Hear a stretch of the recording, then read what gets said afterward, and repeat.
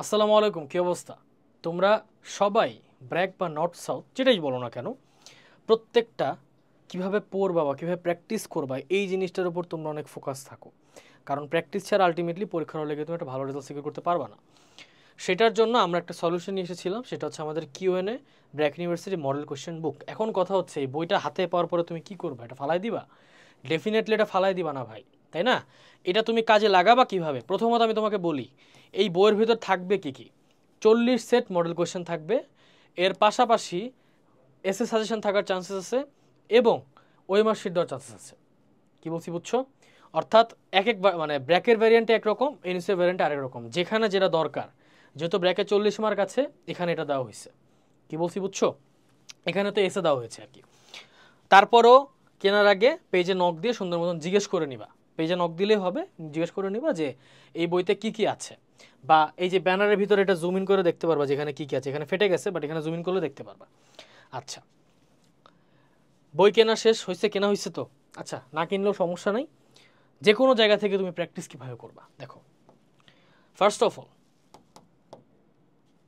এক মিনিট দাও। ওকে,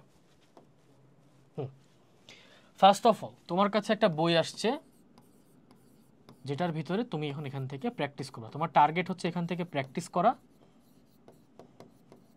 এখান থেকে টাইম ম্যানেজমেন্ট শেখা। 3 নাম্বার হচ্ছে কোশ্চেনের প্রতি ইউজড টু হওয়া। তাই তো এগুলোই তো কারণ। এগুলো তুমি অ্যাচিভ করবা কিভাবে দেখো। ফার্স্ট অফ অল ধরো আমার এখানে 40 সেট কোয়েশ্চেন আছে, 40 সেট কোয়েশ্চেন আছে। কিছু স্টেপ দিচ্ছি, স্টেপ বাই স্টেপ ফলো করবা। স্টেপ 1, 1 নাম্বার স্টেপ, 5টা মডেল কোয়েশ্চেন যাবে তোমার জাস্ট ইউজ টু হওয়ার জন্য, সাবজেক্টের প্রতি ইউজ টু হওয়ার জন্য। 1 নাম্বার কথা।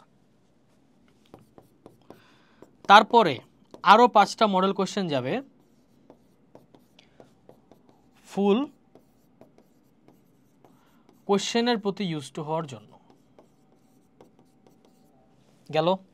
তারপরে এখন যাবে 10টা মডেল কোয়েশ্চেন, এটা টার্গেট থাকবে টাইম ম্যানেজমেন্ট।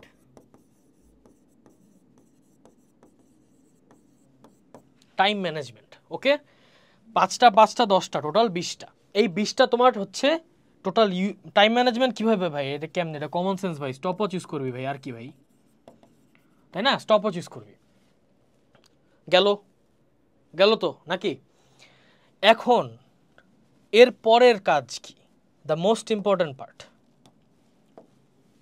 এখন হচ্ছে মার্কস এনশিওর করা। মার্কস এনশিওর বলতে কি বোঝাচ্ছি? সলভ করতেছো, পিডিএফ বই অ্যান্সার দেওয়া আছে, অ্যান্সার থেকে মিলাবা যে তুমি 85 থেকে 90% মার্কস কভার আপ করতে পারতেছো নাকি।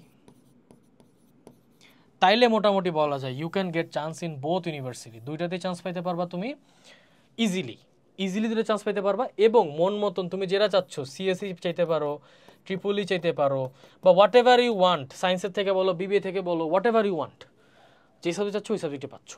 ঠিক আছে? এবং এখানে আমি কোনো লিমিট দিব না। 40টা আছে, পারলে বাকি 20টা এনে সলভ করো, আর নাহলে 5টা সলভ করে যাও, এই টোটাল। বাট এই 20টা, আমার মতে এই 20টা is very important to solve. এটা সলভ করলে কী হবে জানো? পরীক্ষার হলে মনে হয় তুমি বেডরুমে বসে পরীক্ষা দিচ্ছ, পরীক্ষার টেবিলে বসে পরীক্ষা দিচ্ছ মনে হবে না। মনে হবে যে বেডরুমে বসে রিল্যাক্সে পায়ের উপর পাথর তুমি পরীক্ষা দিচ্ছ। That's it. তো এই হচ্ছে মেইন টার্গেট আসলে, যে কীভাবে আমাদের বইগুলো তুমি প্রপারলি ইউটিলাইজ করতে পারবা। জাস্ট কিনে ফাড়া লাগলে তো হয় না ভাই। আব্বা আম্মুর কষ্ট টাকা বা নিজের অর্জন করা কষ্টের টাকা দিয়ে কিনছো, এটাকে কেন ইউটিলাইজ করবা না? তাই না? যতটুকু দিয়েছি ওখানে, ওটাকে প্রপারলি ইউটিলাইজ করো, আর কিছু লাগবে না ভাই। দিন শেষে আমি এটাও বলি, এটা প্রাইভেট ভার্সিটি স্টুডেন্ট, এত ভয় পাওয়ার কিছু নয়। বাট তার সাথেও তোদের কাজ কাম দেখে ভাই, মানে তোরা যেভাবে প্রিপারেশন নেস ভাই, এটা দেখে ভাই আমি ভয় পেয়ে যাই। যে মানে এমন মানে, আর প্লাস এই যে ব্র্যাক বা নর্থ সাউথ যা করতেছে নতুন নিউলি স্টুডেন্টসগুলোকে আটকানোর জন্য, এদের ট্যাকটিক্স দেখে আমি ভয় পেয়ে যাই। যে ভাই এবার কয়জন চান্স পাবে আল্লাহ জানে, আমার পরিচিত কয়জন চান্স পাবে আল্লাহ জানে। ঠিক আছে? সো কাইন্ডলি সিলেবাস শেষ করে বসে থাকিস না প্লিজ। এই জিনিসগুলো সিম্পলি একটু দেখা যায় আর কি। কি বুঝছো ভাইয়া? এই সিম্পলি জিনিসগুলো কাইন্ডলি একটু দেখা যায়, প্র্যাকটিস করে যাও, কারণ প্র্যাকটিস ইজ ভেরি ইম্পর্টেন্ট।